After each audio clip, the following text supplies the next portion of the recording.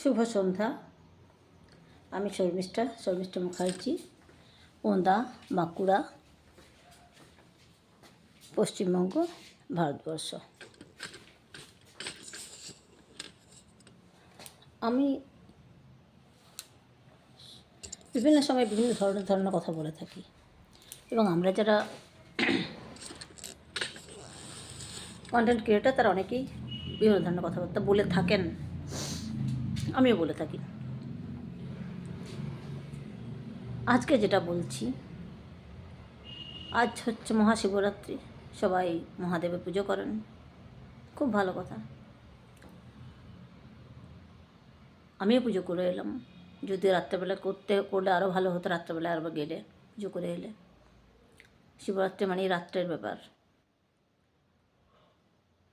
কিন্তু একটা কথা আমি বলি, আমাদের এই দেবতাদের সাথে আমরা তুলনা করি কাদের? বেশিরভাগ ক্ষেত্রে দেখা যায় ডাক্তারদের আমরা দেবতাদের সাথে তুলনা করে থাকি। কিন্তু যখন কোনো ডাক্তার কোনো কারণবশত অত পড়াশোনা করার পর, অত খরচাপাতি করে, অত কষ্ট করে পড়াশোনা করার পর চাকরি পেয়ে গেল, পেয়ে যাওয়ার পরেও হঠাৎ করে সে চাকরিটা ছেড়ে দিল, এইখানটাতে বেশ একটা সমস্যা ব্যাপার লাগে আমার কাছে। কী করে সম্ভব? একটা মানুষ সে চাকরি করবে বলে বা ডাক্তার হবে বলে সে পড়াশোনা করেছে, কিন্তু পরবর্তী ক্ষেত্রে দেখা গেল যে কোনো কারণবশত সে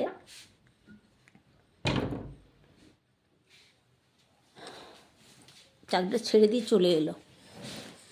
কোনো কারণ ছাড়া তো ঘটনা ঘটতে পারেনি, নিশ্চয়ই কিছু ঘটে। হয় সে যে পরিস্থিতির উপরে পড়েছে তাতে সে তার যে শিক্ষা পেয়েছে, যে মূল্যবোধের শিক্ষা পেয়েছে, যে শপথের শিক্ষা পেয়েছে, তার সাথে সে মানিয়ে নিতে পারছে না। মনে হচ্ছে এখানে কোথাও ভুল হয়ে যাচ্ছে, বোধহয় ভুল। তা সে কী করতে চাইছে? সে মানসিকভাবে লড়াই করতে পারছে না, সরে আসতে চাইছে যে না, দরকার নেই, কারণ আমার তো ডিগ্রিটা রয়েছে, আমি সেটার মাধ্যমে প্রাইভেট প্র্যাকটিস করে নিজের জীবন চালিয়ে দেবো।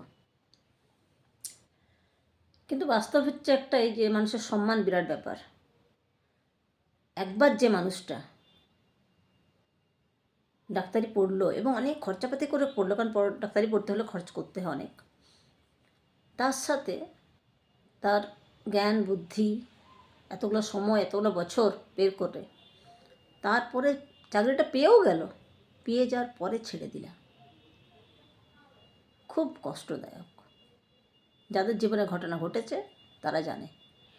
এর মধ্যে দেখা যায় কিছু কিছু ডাক্তারবাবুকে আমিও জানি, ওনারা আমরা কল্পনার চোখে যেমন দেখি ডাক্তারের বাড়ি কেমন হবে, নিশ্চয়ই ঝাঁ চকচকে দারুণ ব্যাপার স্যাপার, তো ওরকম ডাক্তারবাবু অনেকে আছেন। আবার দেখা যায় তারা কিন্তু একটা জিনিস করে, তারা মানুষের সেবা করে। সে সপ্তাহে একদিনই হোক, সপ্তাহে দুদিনই হোক, তারা কিন্তু বিনা পয়সায় চিকিৎসা করে মানুষের। কিছু মানুষ আছে তারা কিছুই করতে পারেনি, কিছু করবো নিজেরাই খুঁজে পায়নি। যারা করে নিল, প্রতিষ্ঠিত হয়ে গেল, তারা তো ভালো। কিছু ভালো মানুষ আছে, তারা না ঘরকা না ঘাটকা হয়ে যায়। আমার কষ্ট লাগে তাদের জন্য, যদিও তাদের সঙ্গে আমার কোনো সম্পর্ক নাই, কিছু নাই, তবুও আমি একটু বেশি এড়াল পাকা, তো কি বলে যে ইচড় পাকা। তো কিছু মানুষের জন্য হঠাৎ করে মনটা কিছু সময় খারাপ হয়ে যায়, যখন কিছু জিনিসটা বুঝি বা আমার এই কম বুদ্ধিতে যেটুকু মাথায় ঢুকে আর কি, খুব খারাপ লাগে। আবার সবচেয়ে বেশি দুঃখ লাগে যে এত পড়াশোনা করা, এত শিক্ষিত মানুষগুলোকে যদি অন্য মানুষে পরিচালনা করে, অন্য মানুষে, তখন আমার খুব খারাপ লাগে। আমাদের অনেকেরই ক্ষতি হচ্ছে অন্যের দ্বারা পরিচালিত হওয়ার কারণে। আবার অন্য কেউ পরিচালিত করেছে, তার ফলেও আমার সংসারে অশান্তি হয়েছে, এরকম হতে পারে। মানুষের জীবনে ঘটে। আপনার পরিবারের যে মেন আসল মানুষ, সে যদি অন্যের দ্বারা পরিচালিত হয়, আপনার পরিবার ধ্বংস। কিছু করার নেই। আপনি কিছু বুঝুন আর নাই বুঝুন, আপনি অত্যাচারিত হবেন, হতে বাধ্য আপনি। আমি সবার কাছে একটি অনুরোধ করব, এই যে যুগ, শুধু ফোনের যুগ, আর প্রতারিত হওয়ার যুগ, প্রতারণা করার যুগ। তাই বলবো, প্রতারণা হওয়ার আগে বাইরের লোকের মাধ্যমে আপনারা সতর্ক হন। আপনাকে কে কী জিনিসগুলো দিয়ে বোঝানোর চেষ্টা করছে, আপনি নিজেকে জিজ্ঞাসা করুন, কে কী করতে চাইছে আপনাকে। বাস্তবিক যদি কোনো ব্যক্তি হয়ে থাকে, আপনি প্রয়োজন পড়লে আপনি ডাইরেক্ট তার সঙ্গে কথা বলুন, কারণ পুরোটা কী হবে, ক্লিয়ার হয়ে যাবে। হয়তো আপনি একজন কাউকে জাস্ট চোখের দেখা দেখেছিলেন, অথচ আপনি তার সাথে বিরাট গদগদ ফ্রেন্ড, বিরাট বন্ধুত্ব আপনার। আসলে বাস্তবে দেখা গেল যে সেই মানুষটার সঙ্গে আপনার কোনো বন্ধুত্বই নাই। আপনার ফোনে অন্য কেউ ঢুকে আছে, আপনি কিন্তু দিনের পর দিন প্রতারিত হচ্ছেন। ওই পুরুষ বা ওই মহিলার সঙ্গে, যাকে আপনি চোখের দেখায় ভাবছেন বন্ধু, চোখের দেখায় চেনেন, তার সাথে আরেকজন থার্ড পার্সনের কানেকশান আছে। সে খবর নেবে তার কাছ থেকে, তুমি আজকে কী করলে, কী হলো, এ হলো, সে তো বোকার মতো বলে যাবে, স্বাভাবিক। অত শত সবাই বুঝে কি? যেমন ধরুন, আজকে আমি মন্দিরে গেছিলাম, পূজা করে এলাম, আমাকে প্রশ্ন করতাম বলেই দেবো, সেরকম ধরনের। তো সে কিন্তু এর কাছে খবরগুলো নিয়ে আরেকজনকে ওটা দেয়। আর এই মানুষটা কিন্তু কিছু জানে নেই, সে ভাবছে আমাকে প্রশ্ন করছে, আমি উত্তর দিচ্ছি, ব্যাস, এরকম ধরনের ব্যাপারটা। তাতে কি হয় না, উই চড়ার মতো আপনার জীবনটাকে উইয়ের মতো চড়ে দিল। আপনি কী হলেন, ঝুরঝুর করে শেষ হয়ে গেলেন। এটা গেল বাইরের লোকের। আপনার পরিবারের লোক যদি হয়, নিজের লোক হয়, আপনি প্রতি মুহূর্তে প্রতারিত হচ্ছেন। আপনাকে সেটা নিজস্ব বুদ্ধি, নিজস্ব কৌশল দিয়ে সেটাকে বের করতে হবে, নিজের ঠিক করতে হবে। কারণ আপনার সন্তান, আপনার স্ত্রী, আপনার ছেলে মেয়ে, আপনার পরিবার, আপনার দায়িত্ব। অন্য কেউ দায়িত্ব নেবে নেই, যে যতই বলুক, ডায়লগ মারুক, কেউ না।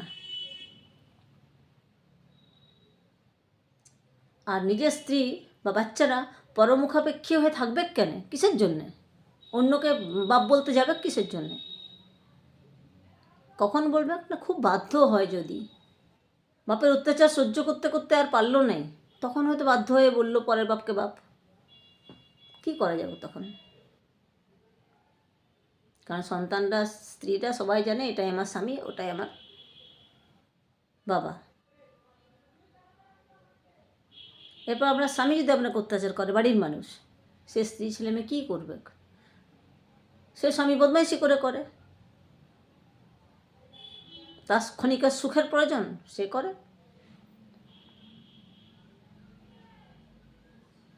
কিছু করার নেই। এই সমাজে, এই জীবনে বাস্তবতা অনেক জটিল এবং অনেক কঠিন। বুঝতে পারলে ভালো, না বুঝতে পারলে গেল। আজকের মতো এখানেই। নমস্কার, শুভরাত্রি। Sharmistha Mukherjee, Sharmistha Chakraborty, Onda cinema road, Bankura, Paschimbanga, Bharatvarsha. সবাই ভালো থাকবেন, সবাই সুস্থ থাকবেন।